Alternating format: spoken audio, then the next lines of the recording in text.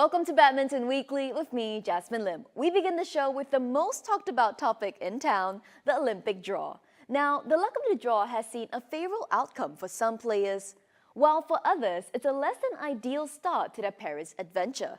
So let's dive straight into the men's and women's singles, where Hans Christian Vittinghus picks out the toughest group in the Olympic draw.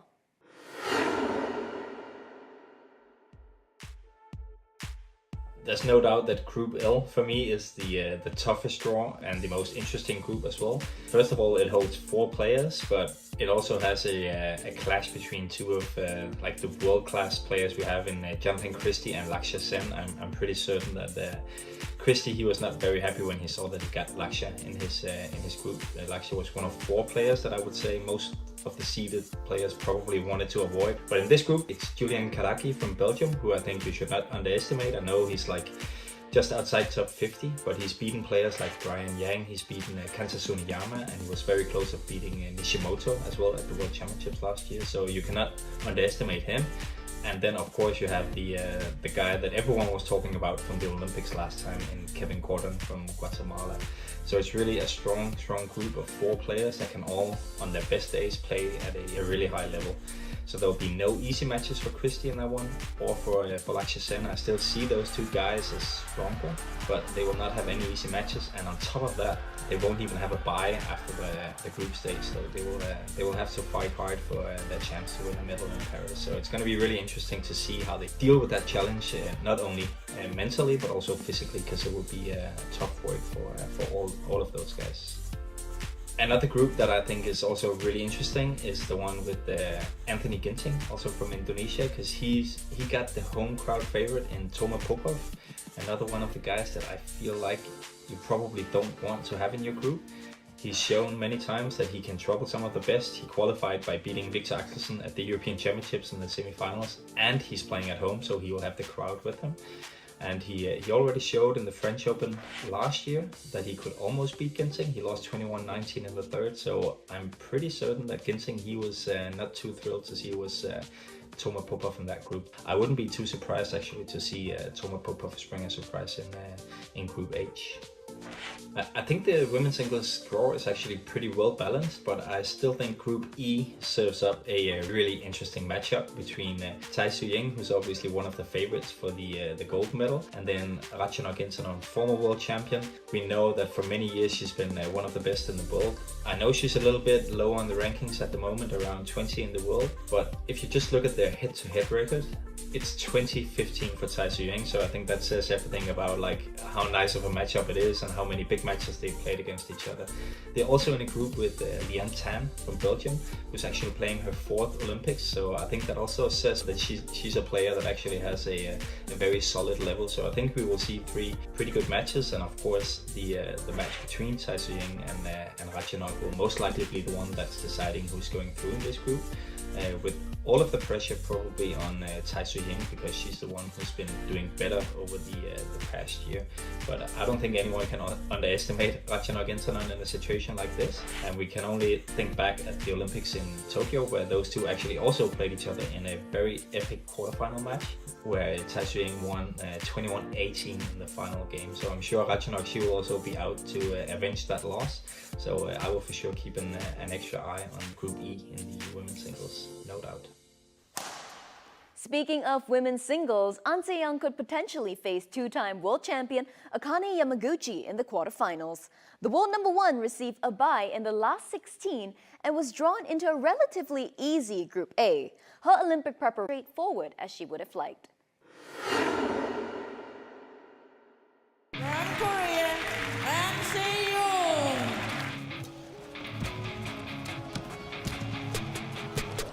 Oh, that's so quick, my goodness me.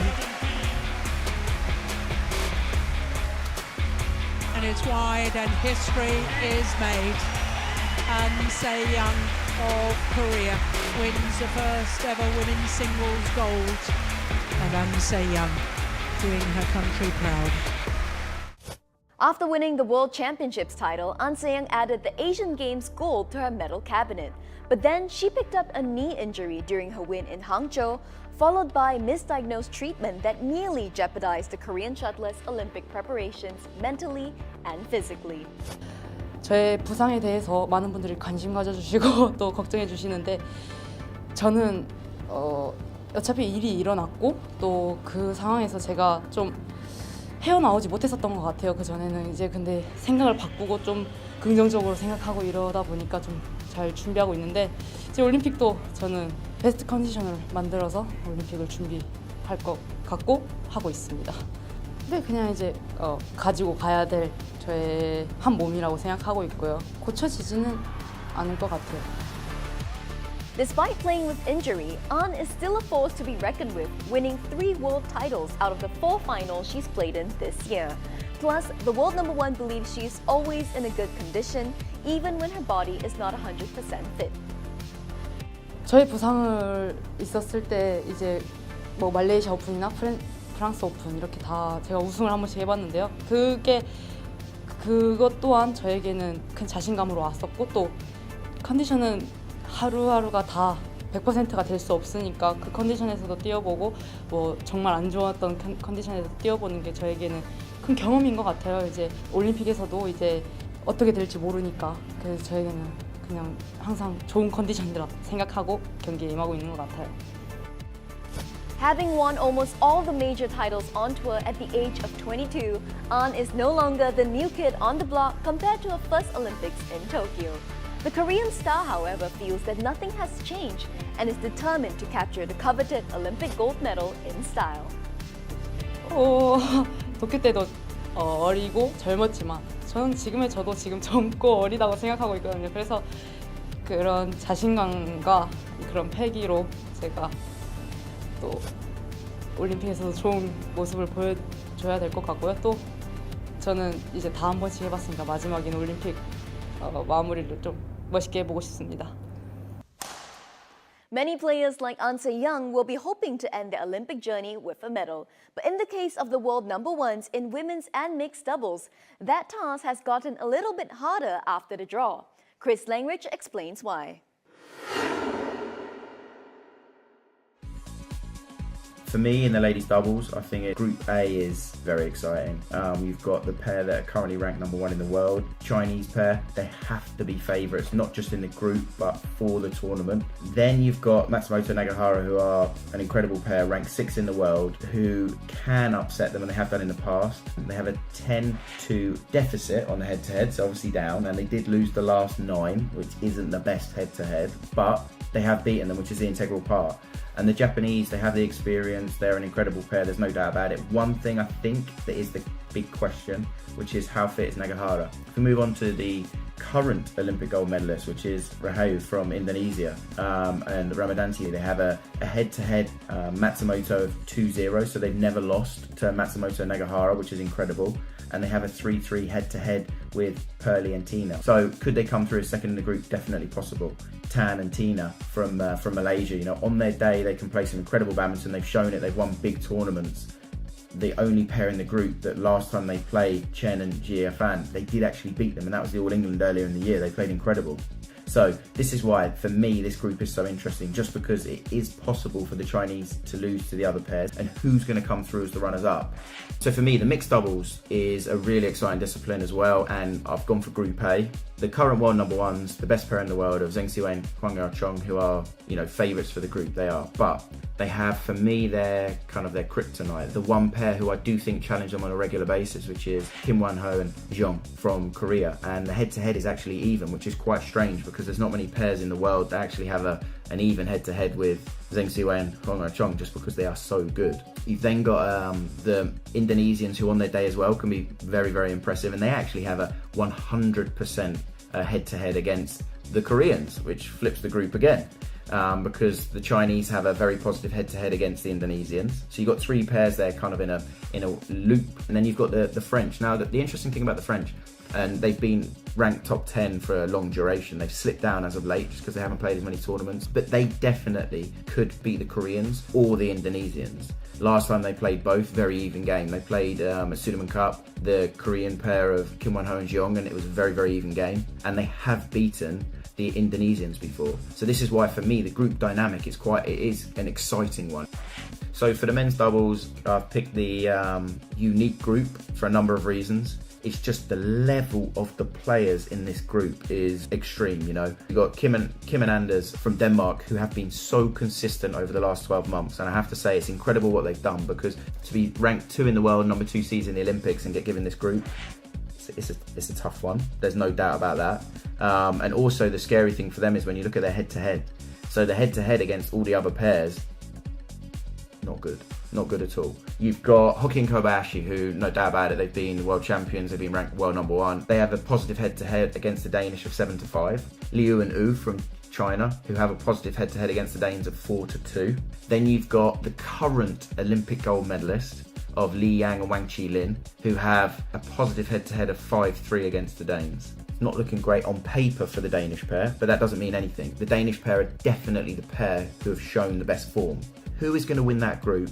I do not know. Who's going to come second in that group? I do not know. But I know one thing, I'm incredibly excited to see what happens in that group, because it is so open. With the Olympics around the corner, we explored what the players can possibly get up to when they're on a rare break in between matches or training in Paris.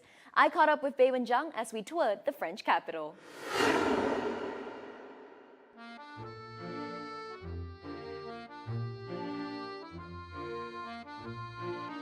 Finding a balance between work and play is so important, and that's why today I've asked Beiwen Zhang to join me on a little city tour to enjoy the sights and sounds of Paris. Let's welcome Beiwen!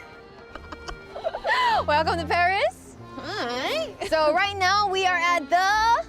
TotalEnergies. That's right, we're right in front of the Eiffel Tower, possibly the most iconic thing to Paris. So you've been to Paris 6 times now. Yes. So do you remember what your first time was like? Tell us a little bit more about that.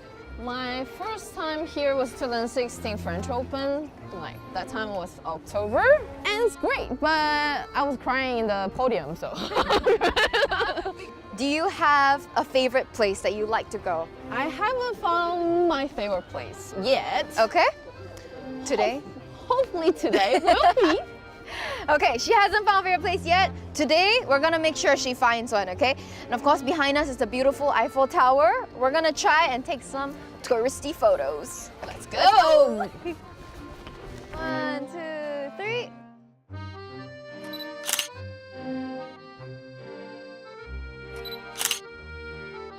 Okay, I think we've got all the photos we need. So now we're going to Parc de Trocadero for a little walk in the park, yeah? Yeah, Okay, let's go!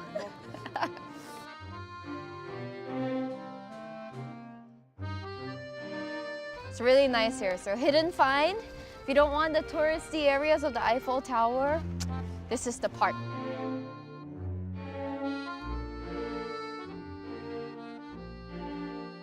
You said you can climb up to the 2nd level and then you take the elevator. It's free until the 2nd level.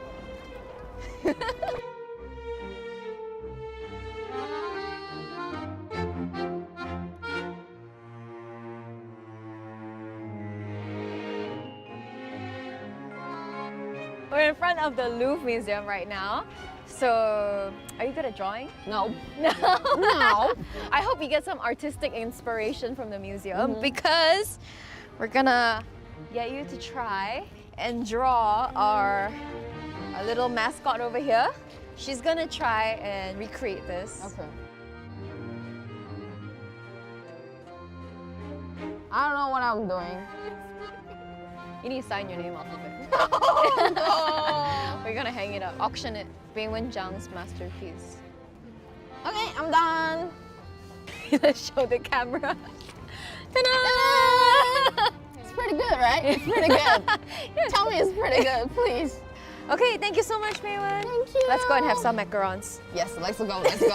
Let's spend the money. Let's go. Oh, the pen.